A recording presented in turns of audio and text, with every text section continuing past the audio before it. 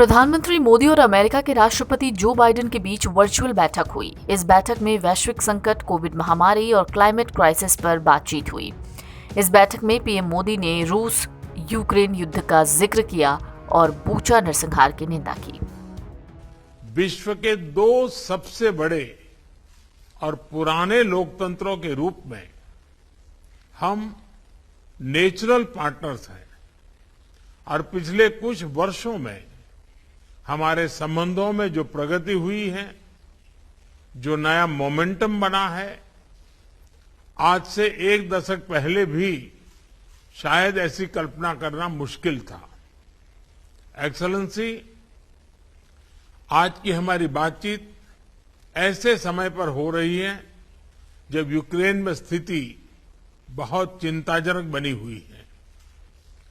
कुछ सप्ताह पहले तक 20,000 से अधिक भारतीय यूक्रेन में फंसे हुए थे और इनमें से अधिकांश युवा छात्र थे।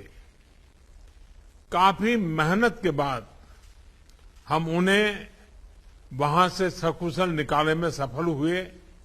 हालांकि एक छात्र ने अपना जीवन खो दिया।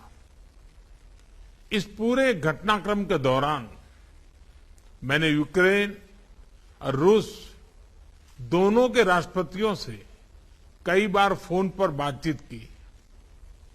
मैंने न सिर्फ शांति की अपील की, बल्कि मैंने राष्ट्रपति पुतिन को यूक्रेन के राष्ट्रपति के साथ सीधी बातचीत का सुझाव भी रखा।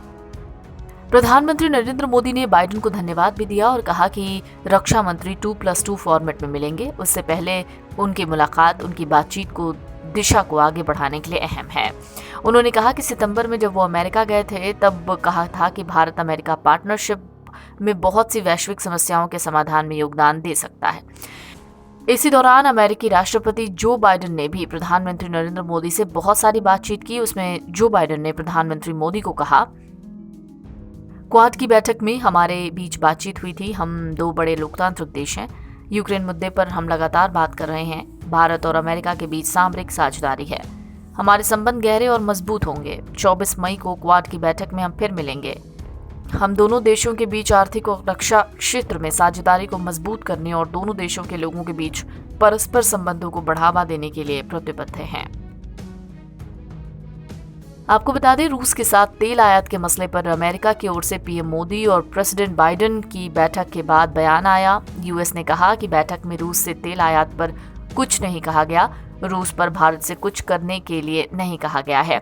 रूस यूक्रेन मसले पर भारत खुद फैसला करेगा। ऊर्जा आयात के मामले में भारत से बातचीत को तैयार हैं। दोनों नेताओं में कई मुद्दों पर स्पष्ट बातचीत हुई। एनबीटी ऑनलाइन की रिपोर्ट।